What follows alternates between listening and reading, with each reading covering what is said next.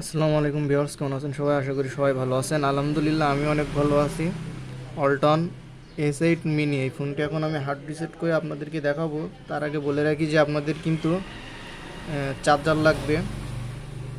Charger দিয়ে ফোনটি charger connection করতে হবে এবং এখানে ভলিউম প্লাস বাটনটি চেপে ধরে রাখতে হবে।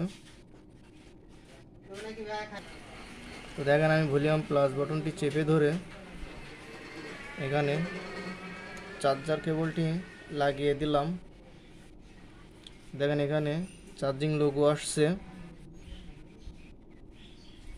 দেখেন আমাদের কিন্তু সফটওয়্যার মোডে চলে গিয়েছে। তো এবার আমরা পাওয়ার বাটন এবং ভলিউম প্লাস বাটন দুটি একসাথে চাপ দিলে আমাদের কিন্তু রিসেট অপশানে চলে আসলো। এখান থেকে এবার আমরা চলে যাব ওয়েব ডাটা ফ্যাক্টরি রিসেট। এখানে যাব।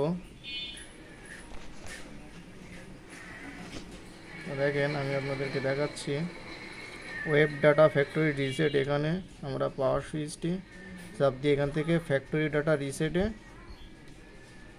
আমরা এটিকে রিসেট করে নিব এবং এখানে আমাদের দেখেন আমাদের কিন্তু ওয়েব ডাটা কমপ্লিট হয়ে গেছে। এবার জাস্ট আমরা ফোনটিকে রিবুট দিয়ে নিব, তাহলে আমাদের যে কোনো লকগুলি কিন্তু খুলে যাবে। আমাদের ফোনে যে স্ক্রিন লক ছিল সেটি কিন্তু এখন বর্তমান খুলে যাবে।